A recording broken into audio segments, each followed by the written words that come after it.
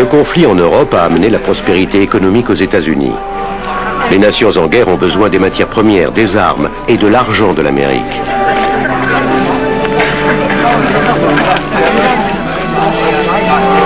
L'Amérique tire d'énormes profits de ce conflit, mais refuse d'y être mêlée. En 1915, les Allemands annoncent qu'ils torpilleront sans sommation aucune les navires transportant des passagers vers les ports alliés.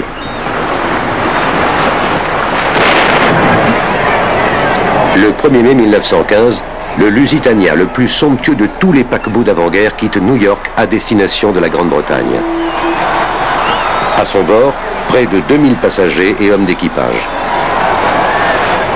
Le Lusitania bat pavillon américain et les États-Unis sont jusqu'alors restés neutres dans le conflit.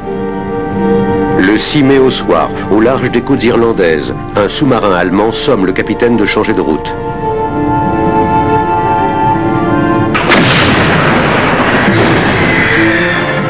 « 1200 hommes, femmes et enfants périssent noyés. » Au début de 1917, les Allemands ont voulu mettre Wilson au pied du mur.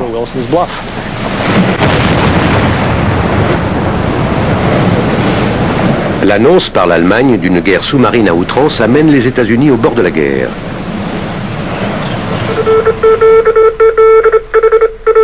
Puis, une simple dépêche diplomatique allemande est interceptée. C'est la goutte d'eau qui fait déborder le vase. Ce message top secret envoyé au gouvernement mexicain invite le Mexique à déclarer la guerre aux États-Unis.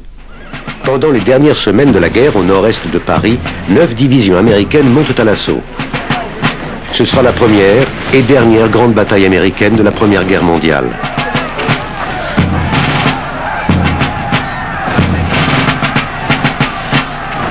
En seulement 3 heures, l'armée américaine enverra plus d'obus que durant toute la guerre de sécession.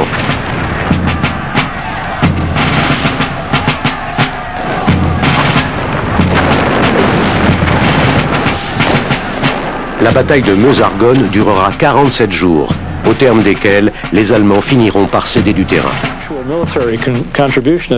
En fait, la contribution militaire des États-Unis au conflit est minime.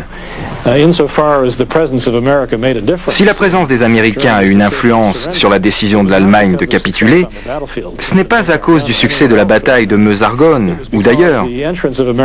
C'est parce que l'entrée de l'Amérique dans la guerre et le fait que ses troupes traversent l'Atlantique aussi rapidement et en aussi grand nombre laissaient présager aux Allemands la perspective de renforts illimités du côté des Alliés.